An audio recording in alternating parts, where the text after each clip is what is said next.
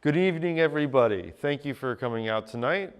We are at Satellite Beach City Hall, and we're going to be talking about the new Lagoon Landscaping Pilot Program that's available to our residents as part of our grant with FIT and NEP. This has come online and is available to you. So without further ado, we'll get started. My name is Nick Sanzone. I'm the Environmental Programs Coordinator here at the City of Satellite Beach. And it's with great pleasure I get to present this to you today. It's actually kind of been online for a little while, like a soft opening, but now with the workshop, we're going to kind of officially release the video to everybody at home and talk to you fine folks about it today. Thanks for showing up. And the overview, the who, the what, the when, the where, the why, the how, all the details of the plan is how we're going to go over this step by step. So the who is Satellite Beach residents, so you folks. And we're going to look more specifically with this grant at Lagoon front homeowners. So no offense to anybody that lives in the interior of the city. There are plenty of great things you can do to help the lagoon, to install low impact developments, bioswales and things of that nature. We have a workshop online that talks more specifically about that. This is for Lagoon front homeowners more specifically. So if you live in Satellite Beach and that's your backyard, this is for you. Now, the city partnered with, like I said, the National Estuary Program, the NEP, and FIT, the Florida Institute of Technology, for a grant. That grant had a matching portion, which the city is going to provide in the form of this grant that is available to residents. So big thanks to them. Now, the what. What is the Lagoon Landscaping Pilot Program? It follows the direction of the Sustainability Action Plan. So those of you that are familiar with the Sustainability Action Plan, it was created recently. It's why I have a job with the city. It gives us a 20-year outline on how to become more sustainable. One of those things is planning for the future, resiliency, low-impact development, soft infrastructure, and reducing our impact on the lagoon. In 2009, the city did a resiliency study. That resiliency study is in this workshop, and we're going to talk a little bit more detail about that. And this grant provides funding up to 50% of a total cost of $1,000. So we can give you $500 towards your project. If your project is more expensive than that, that's fine. We can only match up to $500. The reason that we did that was we can reach 20 homes and we can get a lot more people on board that way. So this goes alongside with the vision of the Sustainability Action Plan to create a more sustainable and environmentally friendly neighborhood. So working neighborhood by neighborhood, we can hopefully get all lagoon front homeowners to practice some of these practices. If you want to be the first one in your neighborhood to do that, it's a great first step. So the how. How do we implement the program? Well, we've already done a lot of it. We've created it, we've outlined it, we've provided the description online. For those of you that have seen it, it's on our website, satellitebeach.org. And we're currently promoting it right here, right now at a workshop. And it's actually been in the Beachcaster a couple of months ago, and it'll be in the Beachcaster in the future as well, especially once we get our first one, we'll put that in there. At this point, we're implementing the program one home at a time. We've gotten one application, so the ball is rolling. That application was filled out, turned in, and I'm currently reviewing it. And I'm going to do a site survey, study that particular location, and see what's the best course of action. Hopefully we can follow through with the project, and we can provide them some funding, and they can go ahead and adjust their relationship to the lagoon by implementing some of this low impact development that I'll go over in a minute. So here's the form. It's really simple. The total cost, related materials, and plant lists are the most difficult things to fill out. And how will you water your plants? You need to have a watering plan, of course. And what is your project design provided in an attachment? And those are things that I can actually work with the homeowner on. If you have an idea, we can kind of design that so that it actually fits more with your particular landscape because everybody's home is different. Now, the improvements that we're talking about that this grant will pay for are bioswales and living shorelines. We keep it really simple, that way it's really effective. The type of plants include mangroves, grasses, and other native plants. And we have a large laundry list of native plants. I can't spend all day talking about it because we'd be here till tomorrow. I do have a couple of them in the slides that will show specifically. The location is in front of or behind your seawall, or if you have a natural shoreline, we can just add on to that. So we try to include everybody. When, like I said, right now, until we reach our 20 participant limit. That's just a funding limit. I wish we could do more. Hopefully we can in the future. We'll write some grants. We'll try to get some more funding. So where? Satellite Beach. 4 miles of waterfront property along the lagoon. That 4 miles of waterfront property includes Sampson's Island, Lansing Island, Tortoise Island, but we're focusing more along the 50% of waterfront that has the seawalls because that's where the disconnect is with homeowners in the lagoon and the impacts of runoff and stormwater and nutrient loading. Following along the Sustainability Action Plan, the SAP, we want to create resilience. That'll help with short-term threats to the environment like hurricanes and sea level rise. Now the why, to create a future, a resilient future for today and tomorrow. So we have a little picture of a seawall with the tricolor heron and a mangrove, kind of showing what we want to try to do is to recreate that relationship. And again, the value of the lagoon is something that we tend not to think about too much as far as a number, but there is a number, and it's $7.6 billion. So we want to keep that number stable, resilient, and rising.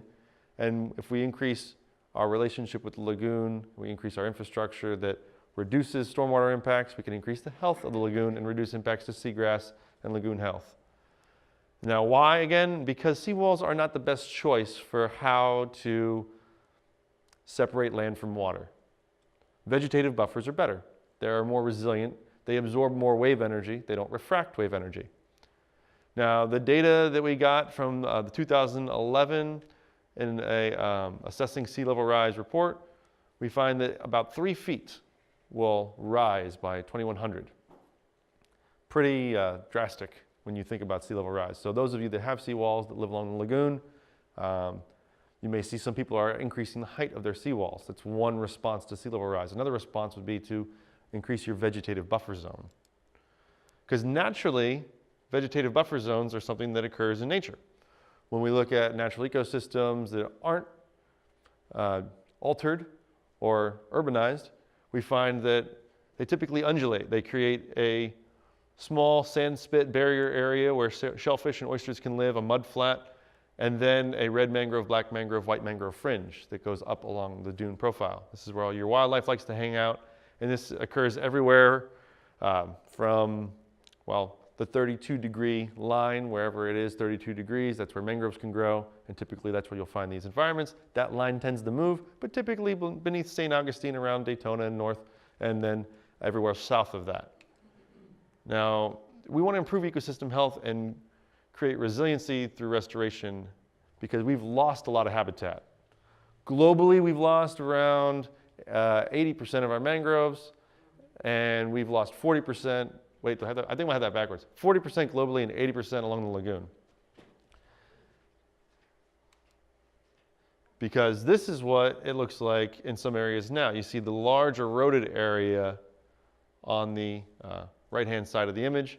The red mangrove is the last thing that holds on to that edge. All the other sediment, soft infrastructures, grasses, and things of that nature, they've all fallen away because high wave energy due to refraction of the seawalls and other things of that nature, well, they don't really do so well. So we want to recreate that and strengthen that, so we use a couple of different techniques, and I'll go over those in a minute.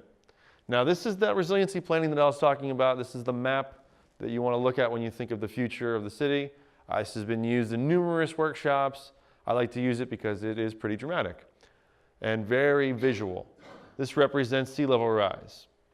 Now in 2070, these are projections according to a 2009 study done by Stetson, FIT, and UF, and the city of Satellite Beach. The dark blue areas are 2070, where you're going to see some sea level rise. And this is that 3 feet that I talked about. So you're going to see water in these areas where you don't typically see standing water. If we create infrastructure to buffer against that, we can help reduce this impact. This is what it was like before 1950. There's some really fun images that not a lot of people look at. I'm a bit of a map hound and I like to look at old imagery. On the left, you see Satellite Beach, undeveloped. That little area here, you might recognize as Mather's Bridge area. Take a quick look at this area here, this sand spit to the north. Align that with this area here, where the houses have the first cul-de-sac on Tropical Trail, and we'll see that they overlap. That overlap is a really great way to kind of get an idea of how the land changed over time. Put you in some perspective of, well, where did all this waterfront property come from? Why did they put seawalls in place? Well, they wanted to hold back the land when they built the area up and put all the houses in, because waterfront property, of course, is worth more than not waterfront property. Now, all those homes are along the lagoon, so they have a direct input of stormwater to the lagoon, so we want to try to inspire them to change that relationship a little bit. Keep a notice of those two different sand spits there as we overlap again, and you see that there was even more sand spits. And these are mostly ephemeral. They move and they change from time to time. But notice that there was never an interior lagoon that we affectionately have our canals on, our whole canal system. A lot of saltwater marshes and mangroves and things of that nature. There was a little bit of one up here, a little bit more, but nothing quite the way that we have it in the canal system today. So things changed, so that's a lot of a change in the environment, right? So that impact is dramatically felt, especially in these locations here. That's why we're focusing on these homes to try to get these residents to change their landscape.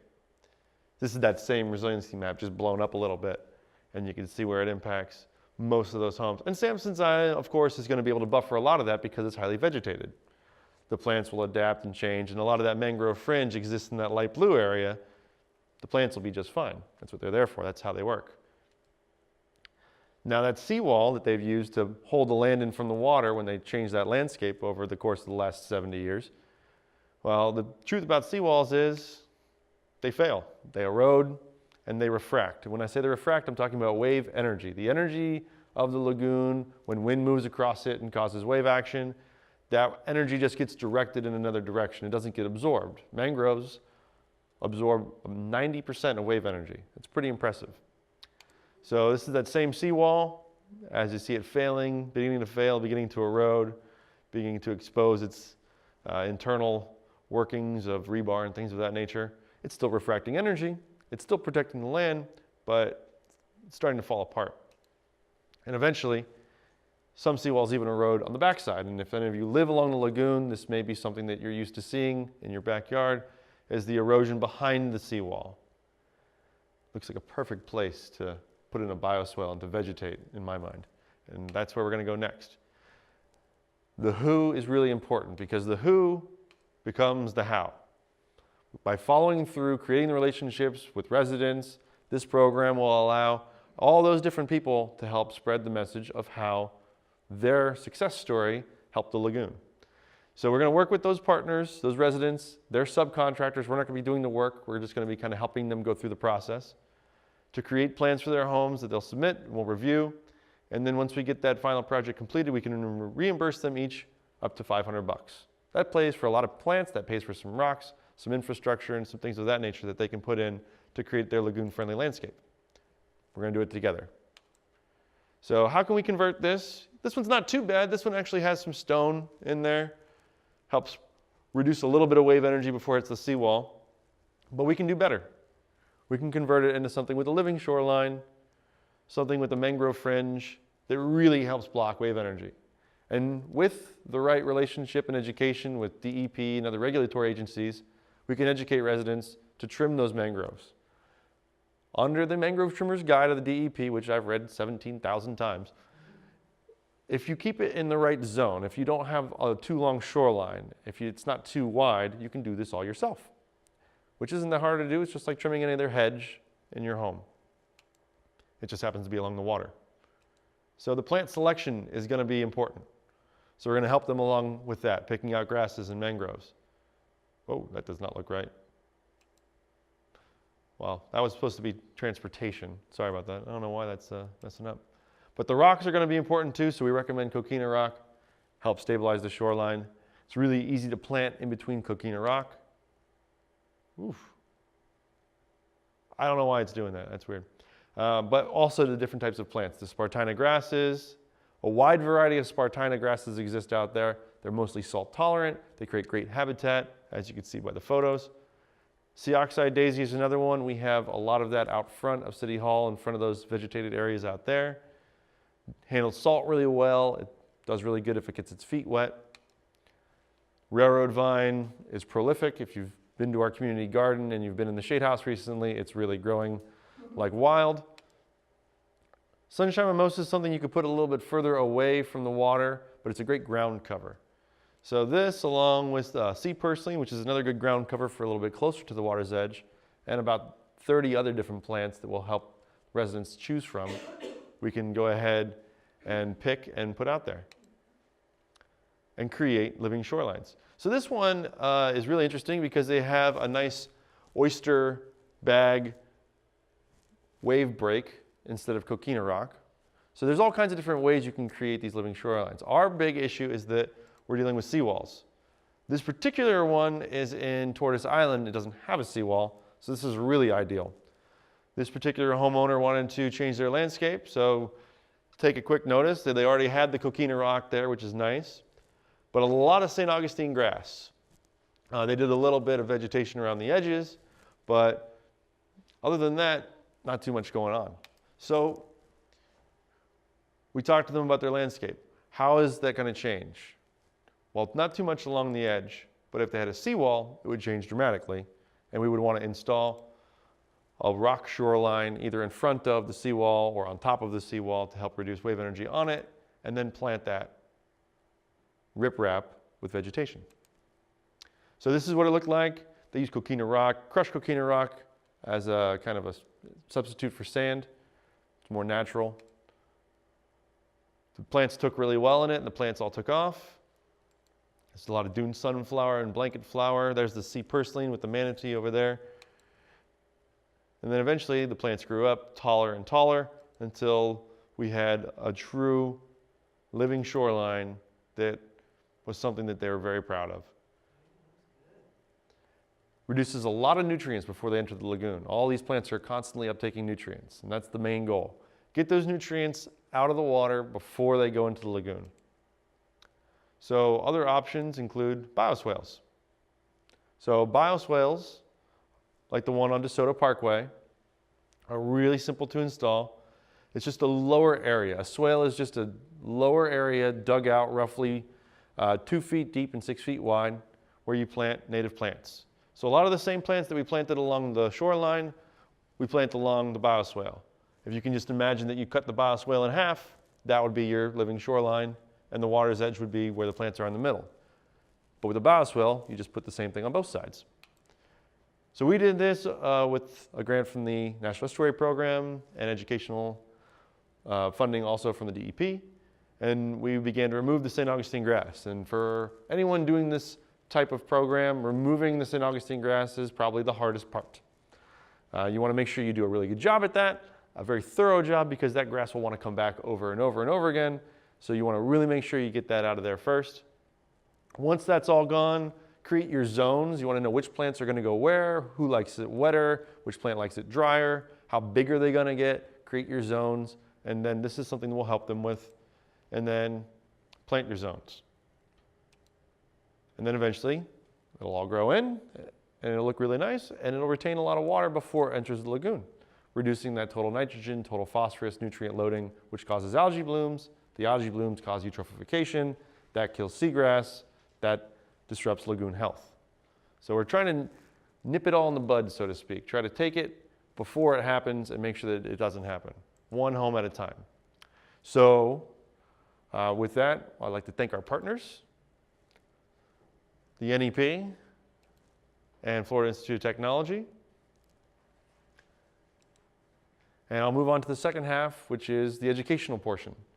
So the Lagoon Landscaping Grant is really important, the physical aspect of it, but also the educational portion of the grant.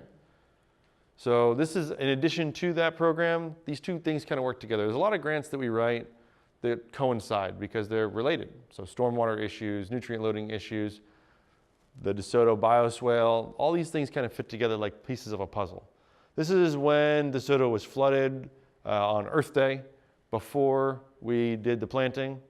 And you can see that this is the idea. So this is a grass swale, but it does the same thing. It holds the water in place before it goes out onto the road in this case, or in the case of your home, the lagoon. So the ideal swell is going to be at least anywhere between 6 and 10 feet wide So you want to have a nice buffer zone before the lagoon at your home. These slides are all over the place.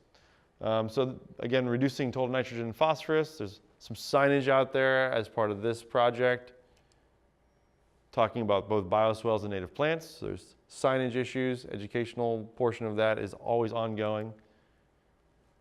Wow, I don't know what's going on with that. Hold on one second. I'm just going to refresh this. There we go.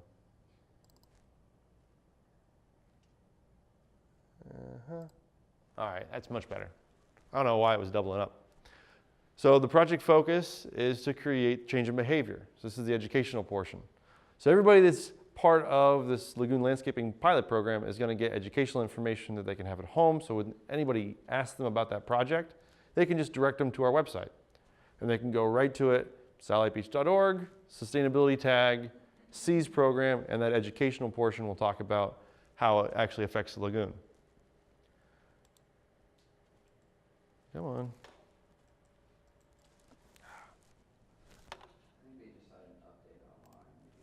Did they? Oh, I got to update my computer. So these workshops are part of that educational outreach. So thank you all for being here, and those of you online. They're also posted on YouTube, and we're going to be doing classroom presentations so that any kids that are in school will get a chance to learn about it, and they can tell their parents, because not everybody attends workshops and not everybody watches videos. We also give out education material in the form of recycled pencils that has our logo and our slogan and our Facebook page on there so that we reach people that go to events. So there's all these different avenues of trying to communicate the message to residents.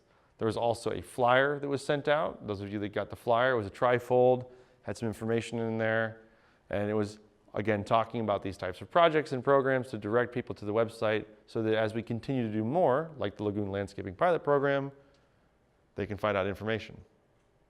This was the flyer that went out to residents as part of the SEAS program, and in conjunction with the FIT project at DeSoto, it talks about the bioswales and how to become a steward. The idea of stewardship, being involved, is something that we want everybody that's part of this Lagoon Landscaping Pilot Program to take part in. They automatically become a steward by doing the project, which means they automatically get the opportunity to share that information online with other residents throughout the city. So there's the bioswale and the impact from stormwater, tells them how it works. And we also encourage other low impact development types of things in conjunction. So if they want to do the bioswale, but they don't spend all the money on the bioswale, maybe they only buy $300 worth of plants and some other things, but they want to put in a rain barrel. Well, that's okay. That's part of the bioswale if they use it to irrigate the bioswale. So that works out really well. You can put those two things together, two different forms of low impact development at the same time. There's also a survey that's online. We try to make everything digital to reduce paper. We also hand them out at events as well. And this kind of just tells us who might be interested in the program, and if they would want to attend a workshop, when would they want to attend that workshop. And additionally, we ask everybody to visit our website and become a sustainability steward. So those of you that are online watching the video, all you have to do is click over to the sustainability page and click on how to become a sustainability steward. And you can fill out some paperwork. And just like that, you're on a list. We give you a call. Anytime we do a project like the one coming up next month, we're going to do another volunteer planting, much like we did on DeSoto, where we're going to have residents come out and plant along the eastern retention pond before the library. We're going to plant that area with all these native plants to try to reflect what a living shoreline would look like so that anybody that has any questions about it can go visit one without having to go behind someone's backyard. That way we eliminate that problem before it exists. It's going to have mangroves, it's going to have spartina grasses, all the different vegetation that you saw there, the sunshine mimosa, railroad vine, probably even some sea purslane and sea oxeye daisy as well. So with that, we'll end the workshop and we'll take some questions about the program.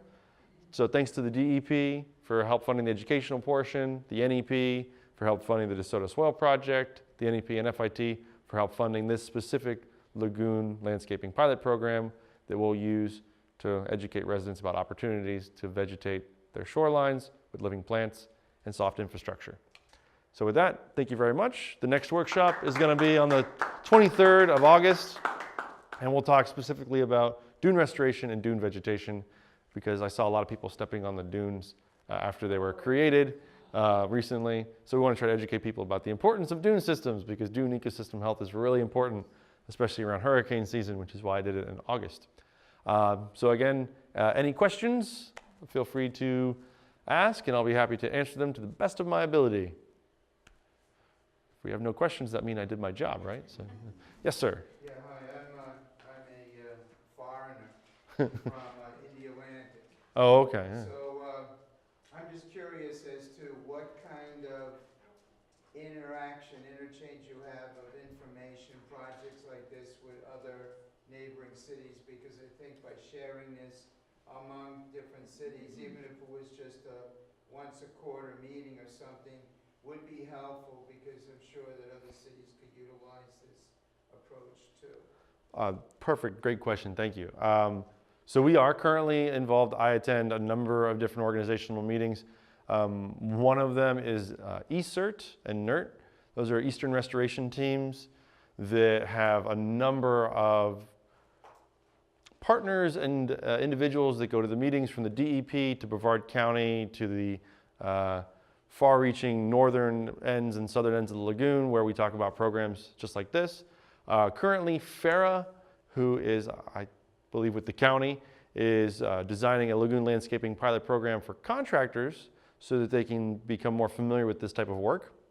And we're going to work with her to promote this and her program locally as well. They're still designing that and getting that in the final phases. Once it's all polished, I'll probably work with them in conjunction to kind of do that.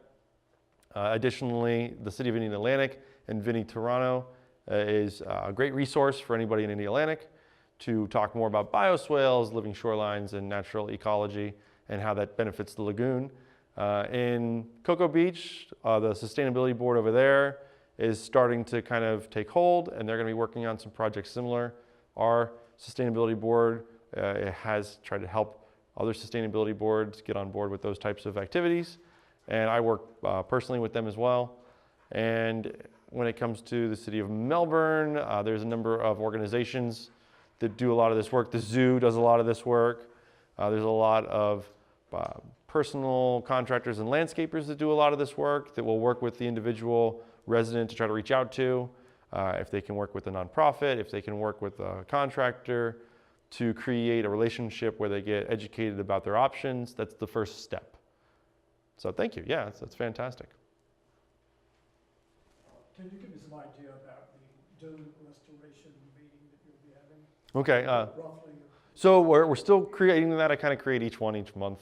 And it looks like next month I'm going to try to talk to Surfrider and try to get them involved to give us some dates for volunteer opportunities, to do some dune plantings. Might want to try to reach out to Aquatic Plants of Florida to see if we can get them to give us some extra plants to try to diversify the dune vegetation. Also talking with 2 hotels, the Hilton and Baytree, Doubletree, about their ability to vegetate along their dune line. And then we'll try to transpose that same conversation to residents that live along and condos that live along the water's edge of the beach to see what are they allowed to plant, what are they allowed to maintain, try to get that information out to the public so that people know, okay, if I plant X, Y, Z, I can trim those or not, depending on where I plant them, because that's really important. I think for a lot of those residents that live right up against that CCCL line. Does it change from city limit to city limit that you're aware of? As far as The ordinances and codes do, yeah. But some of the ones that are DEP, they don't change. The CCCL line is standard through each city as far as I understand. That's the coastal construction line, yeah. As far as India Atlantic, Nicholas, the Crown does have new vegetation planted that many times I've told children to get off of it. There's no, some of them are now putting areas and doing them off, but because you're coming out on the porch there and they planted a beautiful long fat area, but then right coming out of that porch, kids are just like, Yeah. I don't know. So that's the educational portion. It's beginning in India Atlantic, which is good. Have you seen it at the Crown? Yeah, I have. Okay. They have a raised patio, so they can afford to have mangroves in back, and they Ah. can trim them to whatever height they want. That's real nice, yeah. Yeah, right now it's all the grasses that are planted, which is. Okay. Sea oats and, yeah. Okay. People off of it. That's the goal. Well, you know what always keeps people off the dune is stinging nettle. That always works. Ooh, yeah. Maybe not immediately, but they won't go back, that's for sure. So any questions about the Lagoon Landscaping Pilot Program? Do I have anybody that's interested specifically in doing it? Yes, yes, yes. Excellent. Those of you that live along the water, feel free to please visit the website, come see me after, and I'll set you guys up and we can go ahead and get started. So thank you everybody for coming out. Kind of a shorter workshop today, pretty simple, pretty quick. We had our board meeting first, so thank those of you that sat through both. And yeah, we can go ahead and start getting everybody started. I can pull it up on the computer. Yes? Tell me again when you're planning the behind my house. The planting of the pond. It'll be at the end of August probably. We're kind of waiting for the school semester to kind of kick off and I'll try to get the students involved. We're not going to plant the north side of the pond. We're only going to plant the south side of the pond so that none of the vegetation impacts the residents. It'll only be closer to the natural area. Try to reduce complaints and try to increase compliments that way. What are the costs looking like for the Lagoon landscaping program versus a conventional seawall of a dock? So that's a great question. Yeah. So the cost of a seawall or a dock concrete or some of the plastic materials, they're more expensive. Right. They're more expensive, and it's these living shorelines last longer. They actually increase in value over time as opposed to the living shorelines. And there is a number of presentations done by everybody from UF IFAS to Blowing Rocks Preserve to DEP, and I have a large Google Drive with 30 different papers on this that I can share if I get approval from the person that gave it to me in regards to that exact topic. But yeah, the costs are there, and it's really unbelievable how much people have to gain long term. Sure. Plus the nature that it helps the rivers, the animals. Yeah, you get to create habitat and reduce impacts. Yeah. Hardness of its life. Yeah. Yeah. All right. Anybody else? Good? Yeah. Are we still filming? Yep. All right. Well, thank you all for coming out. Really appreciate it. And yeah, please come on to the next workshop and check out the Satellite Beach sustainability page at gogreenSB.org. And thanks to Balance for Earth for videoing and promoting the sustainability programs in Satellite Beach through the video medium that is so popular today. So everybody, have a good night. Thanks for coming out.